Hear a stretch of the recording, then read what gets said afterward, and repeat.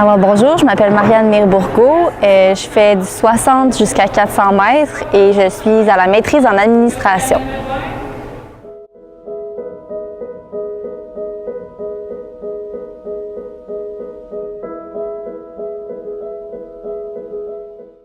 Pour moi, faire partie du Vert et Or, ça peut paraître cliché, mais c'est de faire partie d'une famille.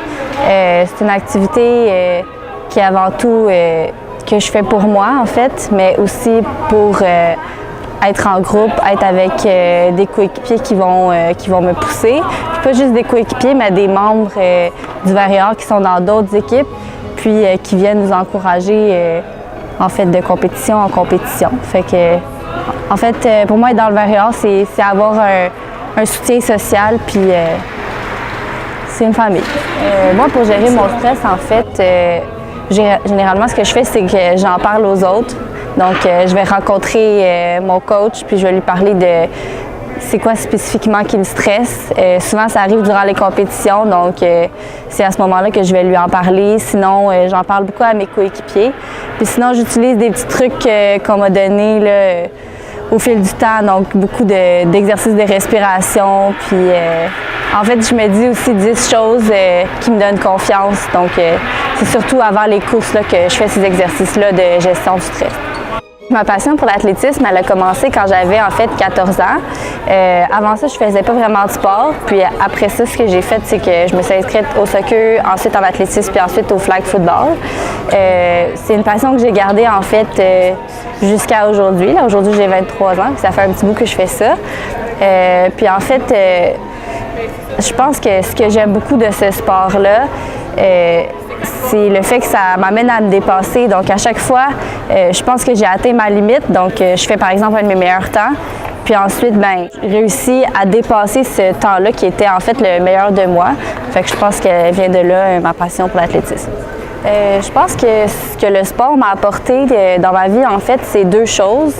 Premièrement, la confiance en moi, parce que j'ai commencé quand j'étais toute jeune, puis c'est sûr qu'à 14 ans, c'est pas le moment qu'on a le plus confiance en soi, donc quand on réussit, on fait des bonnes compétitions, on se développe avec d'autres personnes autour de nous qui nous soutiennent. Ça, c'est quelque chose que le sport peut nous apporter. Ce que ça l'a apporté aussi, en fait, c'est de l'organisation. Sans les pratiques d'athlétisme, moi, je réussis pas vraiment à fonctionner. J'ai essayé cet été, puis c'est la seule chose, en fait, dans la journée qui est sûre pour moi, c'est l'heure de la pratique. Puis après ça, j'organise mes choses autour de la pratique d'athlétisme. Donc, avec un horaire rempli comme ça, on n'a pas le choix d'avoir de la structure. Pour moi, une personne influente dans mon parcours, en fait, ça a été Yves Roy, mon coach actuel, parce que c'est lui, dans le fond, qui a commencé à m'entraîner quand je suis arrivée à l'université. Dans le fond, en fait, au secondaire, on est vraiment bien suivi, les athlètes, on est très bien encadrés, mais rendu au cégep, on est un petit peu plus laissé à nous-mêmes en athlétisme parce qu'il n'y a pas vraiment de circuit à ce niveau-là. Donc, des fois, on peut être un petit peu perdu, rendu à ce moment-là. Donc, rendu, en fait, au niveau universitaire, quand Yves m'a pris sous son aile, il y a vraiment eu un fit. C'est ça, en fait, qui a fait en sorte que j'ai continué l'athlétisme au lieu d'arrêter à cause d'un manque de motivation. Une phrase que je me dis, en fait, que tout le monde devrait se dire, en fait, elle vient de Richard Crevier, l'entraîneur qui était là à ma première année au Vert et Or. C'est lui qui dit, en fait, quand il n'y en a plus, il y en a encore. Puis c'est vrai, parce qu'à la fin d'un entraînement, qu'on est en acide lactique, puis qu'on pense qu'on peut arrêter, puis en fait, on se dit quand il n'y en a plus, il y en a encore, puis on fait la dernière répétition, puis ça devient vrai, cette phrase-là.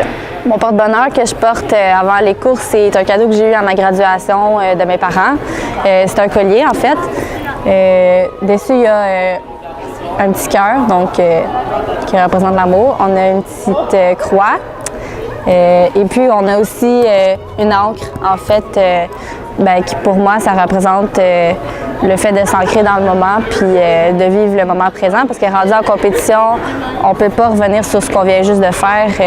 C'est tout ce qui se passe dans le moment qui arrive, en fait. Donc, pour moi, c'est mon porte-bonheur.